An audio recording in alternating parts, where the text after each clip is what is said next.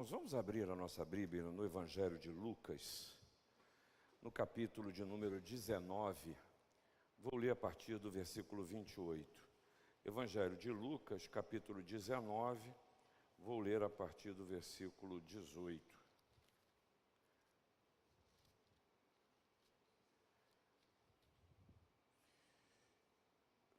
Não, 28, perdoe, de 28 a 40. Diz a palavra do Senhor: E disto isto, prosseguia Jesus subindo para Jerusalém.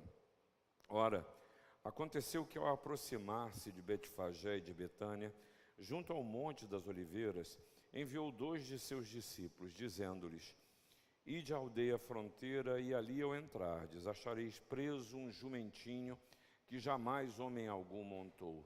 Soltai-o e trazei-o. Se alguém vos perguntar por que o soltais, respondereis assim: porque o Senhor precisa dele. E indo os que foram mandados, acharam segundo lhes dissera Jesus. Quando eles estavam soltando o jumentinho, seus donos lhes disseram: por que o soltais? Responderam: porque o Senhor precisa dele. Então o trouxeram e, pondo as suas vestes sobre ele, ajudaram Jesus a montar.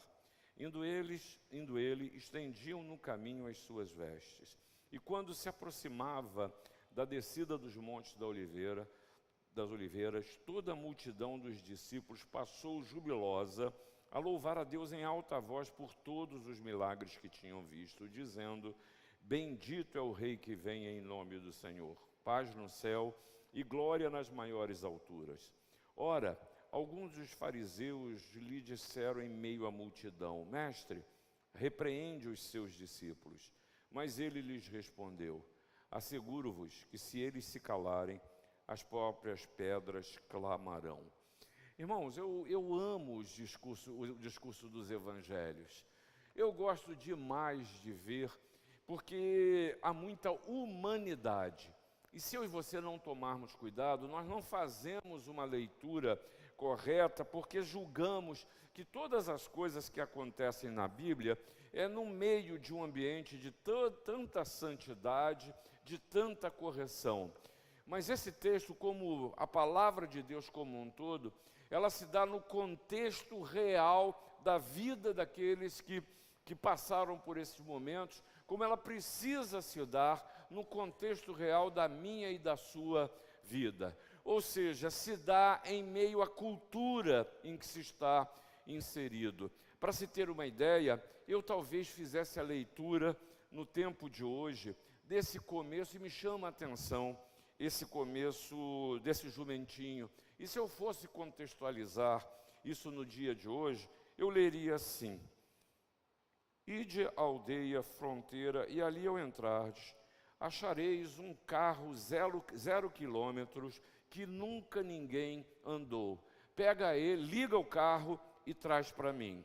Se alguém perguntar: por que você está ligando o carro? Respondereis assim: porque o Senhor precisa dele. E indo os que foram mandados, acharam o carro, segundo Jesus dissera. Quando eles ligaram o carro, os donos do carro disseram: por que vocês estão ligando meu carro?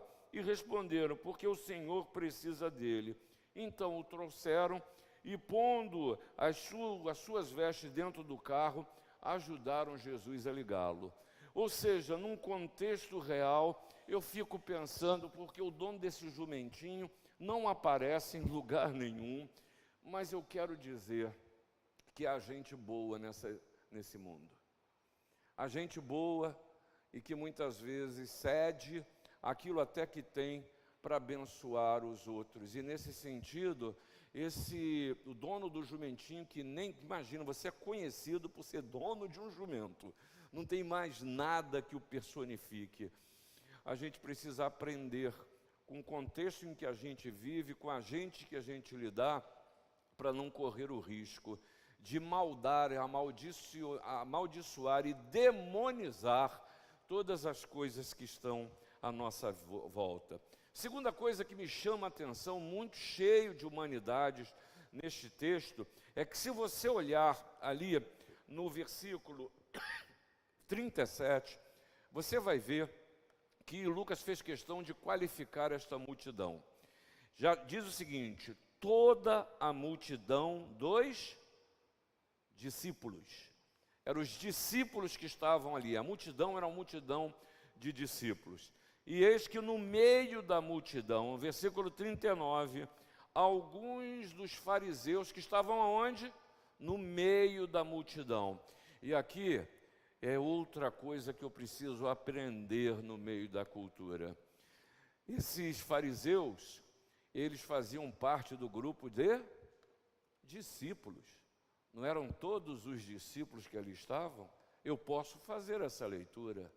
Só que é curioso, porque os fariseus não se perceberam como discípulos. Ao indagarem Jesus e dizerem para ele: Senhor, fala com os teus discípulos. E é muito curioso, porque eu posso falar da fé, eu posso ler da fé, eu posso entender da fé de teologia e ainda assim me prender aos pressupostos religiosos, culturais e não entender diante de quem eu estou, de Jesus. É preciso entender aonde nós estamos para não nos perdermos no discurso religioso, numa vida religiosa que ela é vazia e é sem sentido. E é aí que o Senhor lida não só com a sua multidão de discípulos, com alguém que no meio do corpo, ou no meio da multidão de discípulos, quer que eles se calem.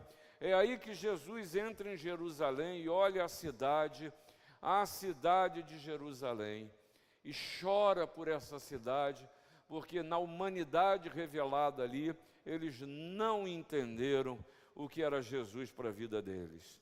E Jesus chega ao templo e se agasta com o que ele encontra, porque encontra de tudo, menos o exercício real da fé e mais um exercício religioso que, me permita a dureza da palavra, é hipócrita. E aí, irmãos, nós precisamos entender, na verdade, o que significa ser um discípulo de Jesus. E aqui, nesse texto, no domingo de Ramos, em que nós nos preparamos para a Páscoa, esse texto é repleto de sentidos para que a gente foque naquilo que é essencial, na pessoa de Jesus. E a primeira coisa que a gente precisa lembrar ou aprender é que o reinado de Cristo, o reinado de Jesus, é um reinado que é espiritual. Ele foi estabelecido por Deus.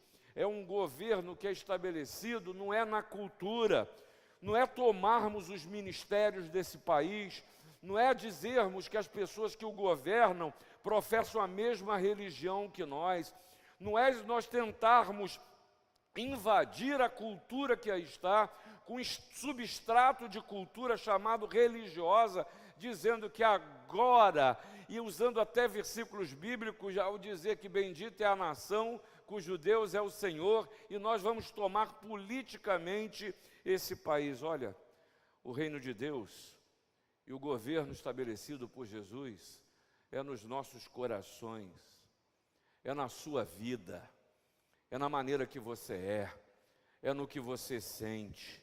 O governo do Senhor Jesus é um governo que é espiritual, porque ele leva direta e indiretamente a um fim que é espiritual.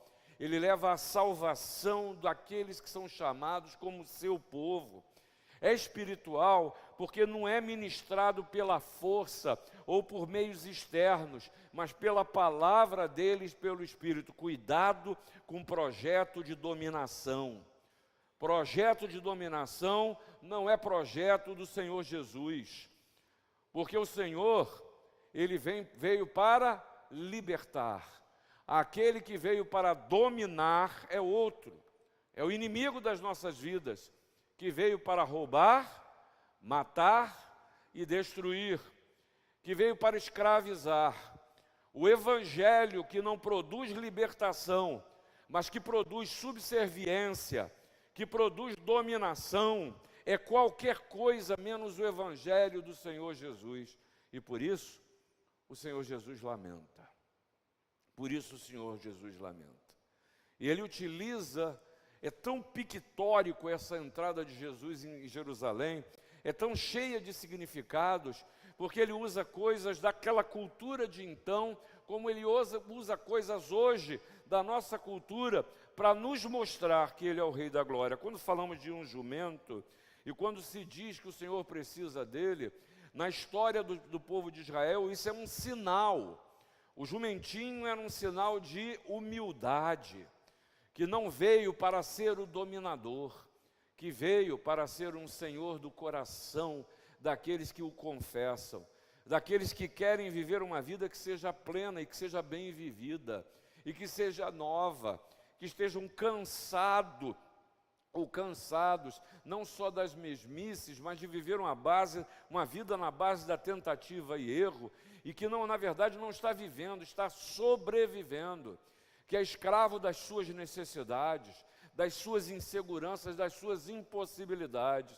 E Jesus monta num jumentinho, para dizer que ali ele está entrando, é o Senhor da glória, mas não depende das nossas condições, não depende daquilo que a gente tem. Mestre, tu és o Filho de Deus, tu és o Rei de Israel, exclamou Natanael. E Natanael falou, porque você está Jesus fala para ele, porque você está debaixo de uma figueira e aconteceu um milagre aqui, você crê que eu sou? É preciso que você entenda os sinais da história que revelaram Jesus Cristo e que continua a agir em meu e em seu favor. É preciso que a gente se lembre que, na verdade, aquilo que se cumpriu foi predito há séculos atrás na profecia do profeta Zacarias, no capítulo 9, versículo 9, você encontra ali escrito, alegra-te muito, ó filha de Sião, ó filha de Jerusalém, exulta, eis aí te vem o teu rei, justo, salvador, humilde, montado em jumento, num jumentinho, cria de uma jumenta. E esse texto messiânico era conhecido pelo povo judeu de então. Ao ver aquele homem entrar num jumentinho, era quase que uma mensagem, tem um nome para dizer isso, esqueci a palavra agora, que você olha e naquilo que você está vendo, está claro o que está lembrando para você.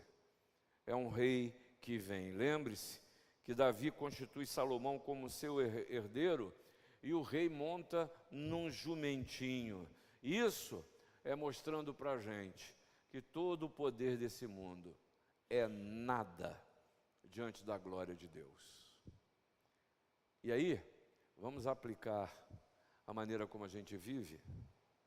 Vamos aplicar aquilo que você se amargura, que se angustia, que vive ansioso ou ansiosa, pelo suprimento de necessidades, e elas mudam a sua maneira de ser, elas te fazem ser absolutamente insensível pelo desejo de dominar, de conquistar.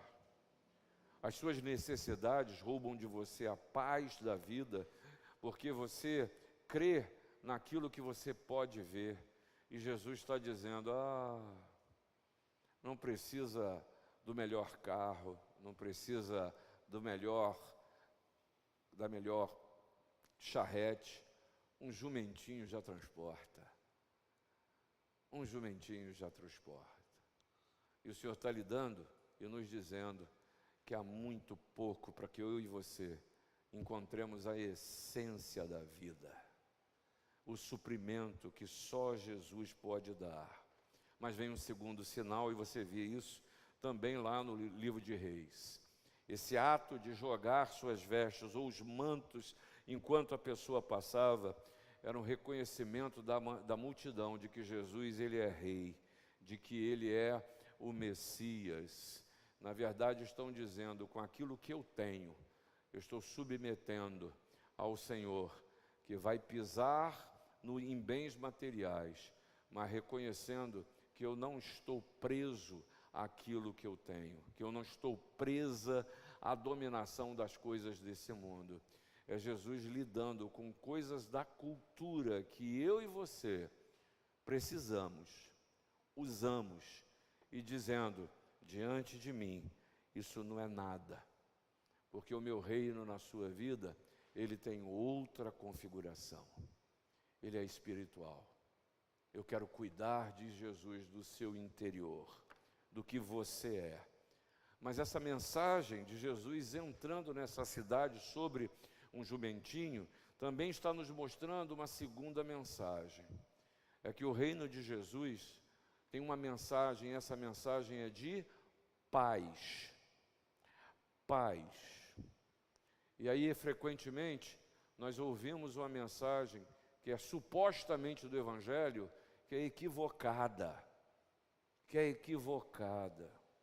Frequentemente a gente se engana com o conteúdo da mensagem. Os discípulos que ali estavam, o povo que ali estava, eles viam a ascensão, quem sabe, de um rei, do Messias político prometido, que os livraria da opressão do poder de Roma, que resgataria a sua grande nação para a história que tinham. E aí com o nosso rei, com aquele que faz parte do nosso partido dominando, nós teríamos mais opções. E surpreendentemente, nesse tempo, nesse nosso país, a cristandade se engana, como se nós estivéssemos vivendo um campeonato brasileiro das religiões, em que agora é a nossa vez. Agora é a nossa vez de dominar, de liderar, e queremos até não pregar o Evangelho, mas impor uma cultura religiosa sobre as outras pessoas. Nos julgamos absolutamente melhores do que os outros e entramos no templo de outras pessoas para destruir, para quebrar aquilo que os outros acreditam, que certo ou errado não é essa questão, mas é violência. A mensagem de Jesus é a mensagem de paz. A gente lê e a gente canta, não por força, nem por violência, mas pelo meu Espírito. E aí eu me lembro agora de algumas passagens na Bíblia que mostram esse ato falho de querer ser o justiceiro de Deus. Não estou lembrando muito bem, mas o texto, o nome da pessoa. Mas você lembra aquele sujeito que a arca estava sendo transportada, e ele estava caminhando, e o boi trupicou, e a arca meio que ia cair. Ele foi lá e meteu a mão na arca para segurar a arca, afinal de contas, eu não posso deixar a arca cair. Só que o que Deus havia... Usar. Só que o que Deus havia estabelecido é que não competia aqueles homens tocar nessa arca. Na defesa de Deus, ele resolveu tomar a obra de Deus nas suas mãos e fazer o que não lhe pertencia. Saul achou que era um rei tão bom, tão maravilhoso, que resolveu agir como sacerdote. A palavra de Deus é cheia de gente que se engana, como aquele que resolveu, que viu os discípulos do Senhor, os apóstolos, cometer milagres e falou assim: rapaz, eu quero esse poder também. E aí ficou conhecido para a história até hoje como o pecado da simonia. Recebeu o nome dele, porque tentou comprar a bênção de Deus. Irmãos, essa é uma tentação até hoje da igreja. A igreja sou eu e você, de nós acharmos que somos e detemos a verdade de Deus e que ela age pela minha maneira de entender a cultura, as pessoas e o momento da história. Essa mensagem é equivocada, porque a mensagem do Senhor Jesus é uma mensagem que é de paz. E aí essa mensagem de paz, ela tem referenciais. E Jesus faz questão de utilizar ao longo dos seus ministérios. E um dos grandes referenciais na vida do ministério de Jesus são os milagres. Os atos de milagre que Jesus fizera no decurso e que demonstravam primeiro claramente que ele viera da parte de Deus. Que ele estava mostrando para a humanidade, para a criatura, que há os sinais claros de Deus na minha e na sua vida.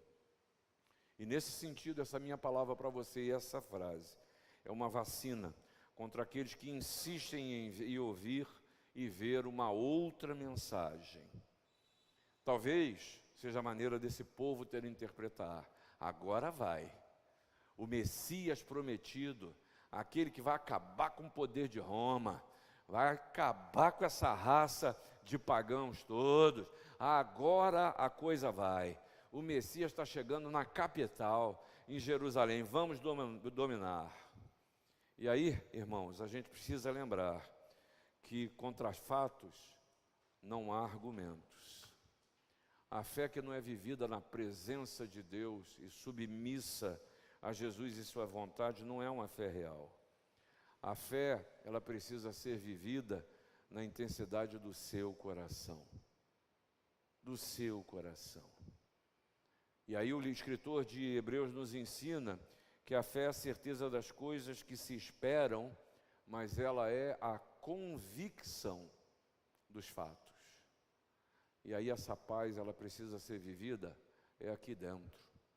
Porque a paz que é vivida no meu coração e na minha mente, ela transborda. Porque o coração fala, a boca fala do que o coração está cheio. Não adianta a gente cantar, e é um hino muito conhecido e que o coro da igreja canta, ou não canta há muito tempo. A começar, haja paz na terra, a começar em mim. Em mim. Mas isso não é autoimposto. Isso não vem de fora para dentro. Isso não é um discurso de convencimento, mas é o Jesus, aquele que veio trazer paz, o Senhor da paz, que nos traz o convencimento e a convicção pela fé, de que não há outro caminho para a existência, de que não seja ser um proclamador da paz. Mas o texto não para, e ele termina, eu acho curioso, que a impressão que eu tenho é que se mudou de assunto.